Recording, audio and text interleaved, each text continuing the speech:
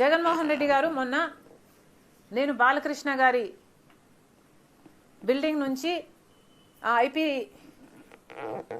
Address నుంచి నా మీద తప్పుడు ప్రచారం జరిగింది అని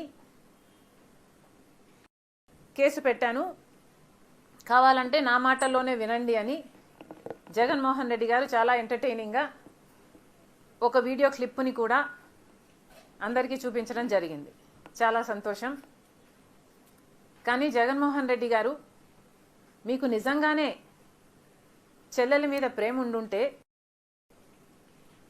మీకు బాలకృష్ణ గారో లేక బాలకృష్ణ బిల్డింగ్ ఐపీ అడ్రస్ నుంచో మీ చెల్లెల మీద తప్పుడు ప్రచారం జరిగింది అని మీరు నమ్మింటే, మీకు తెలుసుంటే, మరి మీరు 5 సంవత్సరాలు ముఖ్యమంత్రిగా ఉన్నారు కదా. ఆ ఇష్యూ జరిగిన తర్వాత 5 సంవత్సరాలు మీరు ముఖ్యమంత్రిగా ఉండి ఏం గాడిదలు కాశారండి? ఎందుకు ఎంక్వైరీ వేయలేదు బాలకృష్ణ మీద? మీరు ఇప్పుడు చెల్లెల మీద ప్రేమ ఉన్నట్టు మీరు మాట్లాడుతున్నారే.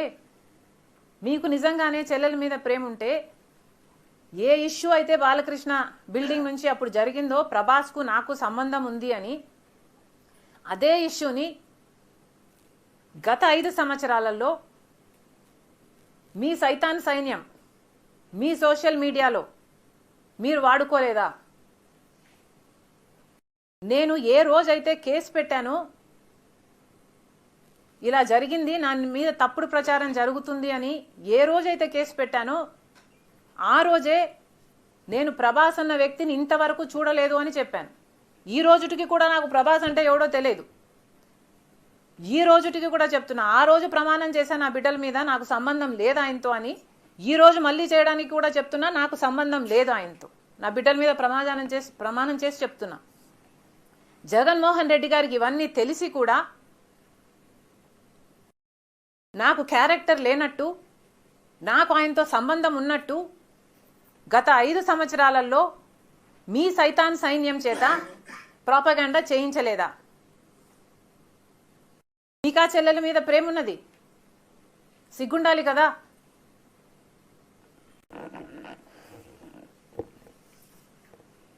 మళ్ళీ నా వీడియోనే ప్లే చేసి మళ్ళీ ఆయనకు మైలేజ్ వచ్చేటట్టు వాడుకుంటున్నారు.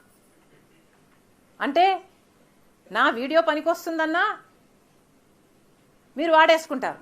సో మీరు చెల్లెల్ని వాడేసుకుంటారు, మీరు తల్లి మీద కేసైనా పెడతారు, మీరు నాన్న పేరుని సిబిఐ ఛార్జ్ షీట్లో అయినా చేర్పిస్తారు. మీరు ఏమైనా చేయగలరు, మీకు మీరే సాటి సార్.